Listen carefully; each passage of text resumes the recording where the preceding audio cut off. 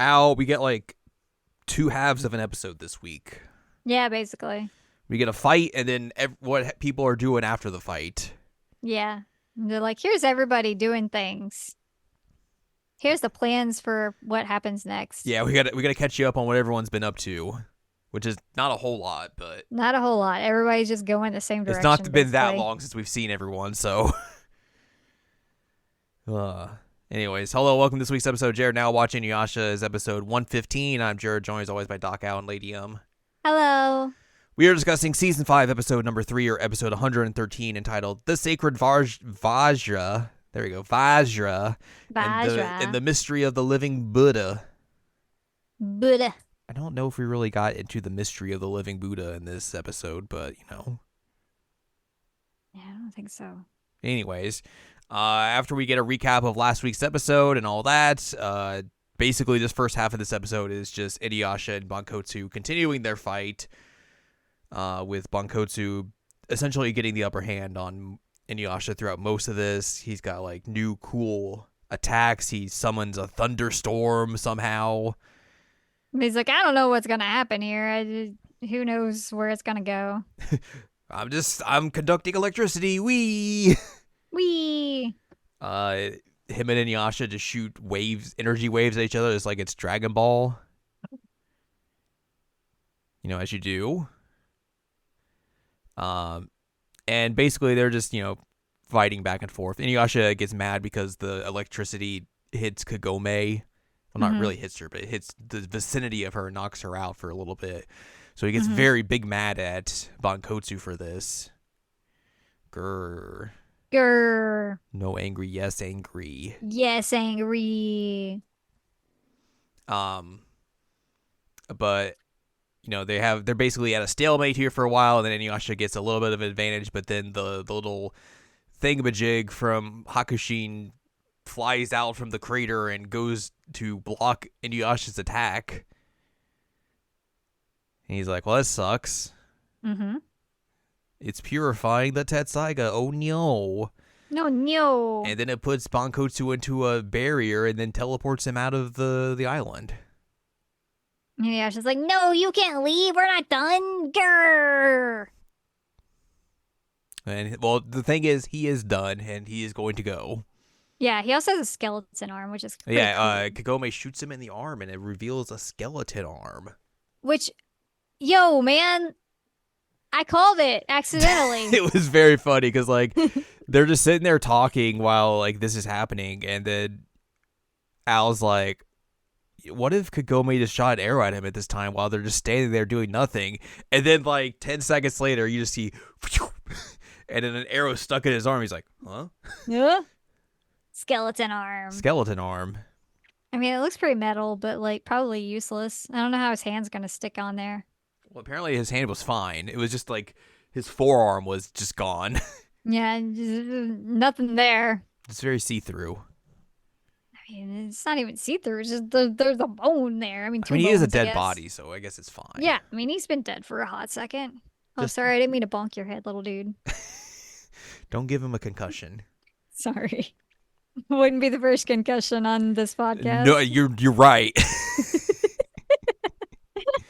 You are indeed correct. Oh, no. So yeah, that's the end of this fight. We get a non-finish, no conclusion. Tune in next time, and maybe we'll have another fight. Yeah. But yeah, after that, we see Bankotsu get teleported to a castle where he's just like, huh? Whoa. Where am I? I feel really crappy. Ugh. And then Kohaku and Kana roll up, and they're like, hey, what's up? And he's like, where am I? Oh yeah, I got teleported here due to the Saint Man. That was weird. Kana just walks up and grabs the relic piece.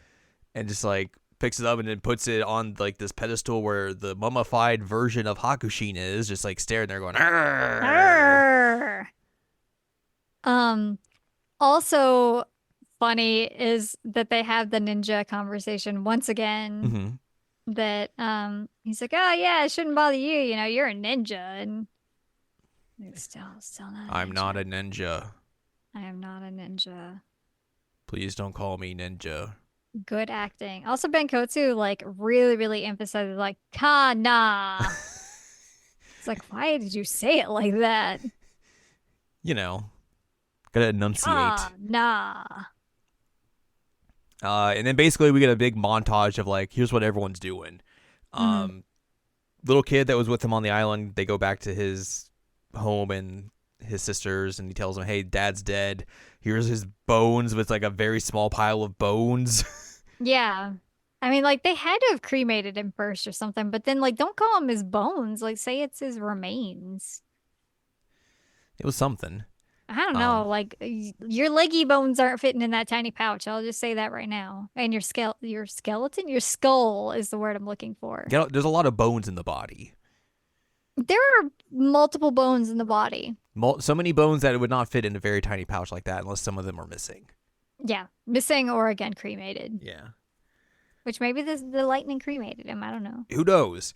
Moroku gets yanked away by his ear because he says he'll come back for the sisters if they need his aid, of course. But mostly at nighttime. Mostly at nighttime. So Inuyasha and the gang roll out. Mhm. We see Koga and his group. They find a big boar to eat. The boys are very excited for it. Nom, nom, nom, nom, nom, nom, nom. But they're feeling very weary because the barrier is getting bigger and stronger and extending into this cave they're in. And Koga is planning to somehow find a way through the barrier to take on the Band of Seven because he believes they're hiding out on Mount Hakare. We see Sesshomaru just hanging out with his group. Jockin's still feeling worse for wear. And then Sesshomaru just jumps off a cliff. Yeah, it just jumps off a cliff and floats away like nothing's bugging that guy. Rin, On, and Jockin all head off after him, and Jockin's just hanging on desperately onto On's tail, and Rin's just like, stop complaining. Stop, shut up. Kikyo's here. She's with the Blech. children that Suikotsu was taking care of, and then she's like, I'm gonna leave you children to fend for yourselves. See you later. Bye, kids. 'Cause And they're like, can you talk to Suikotsu for us? Give a message. And she's like, that guy is not coming back. No. She But like, no, go ahead. these kids are not gonna do okay on their own. No, they're not. She can't stay there because the barrier is extending and it's not going well for her, so she has to leave. And she's like, okay, gotta go. At least she didn't give us poor philosophy tips this time. Yeah, no kidding. It's good. And then we see Inuyasha and Kagome at, I guess, by the barrier of Mount Hakare, and Shippo is once again going, whoa. Got them dizzy eyes. Got them dizzy eyes, and then Sango and Moroku show up, and they're like, "Hey, we're gonna do some recon, and we're gonna investigate the mountain because we can actually go through the barrier and everything. So we'll do that." Mm-hmm. And then also Moroku is just touching Sango's butt the whole time.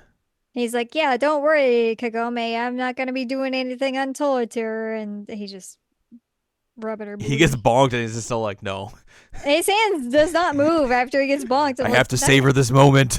He is dedicated to the booty. Good for him. Yeah, Inuyasha tells him not to do anything dangerous. And him and Kagome and Shippo and Kirara stay behind, and they will wait for them to return from the mountain.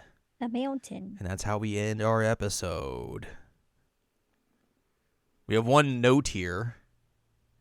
Okay. While Moroku is speaking with Kagome before stroking Sango's bottom, his kimono's colors are displayed erroneously. Oh. In what way? I don't know. It doesn't say. Okay. Just erroneously. Erroneously.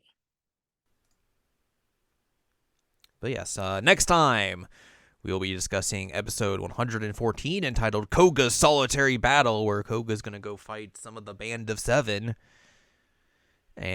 And other stuff will happen probably. Wow. They don't want Koga to get purified in Mount Hakare. His boys being that, that's who don't want that. Right. No, Inuyasha probably would not care. No, he wouldn't give It's true.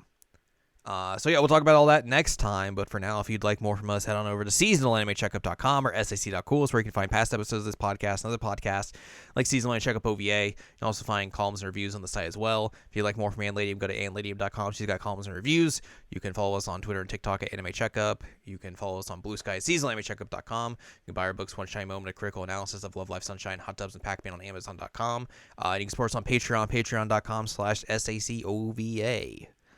So join us next time where we'll see how Koga deals with the Band of Seven.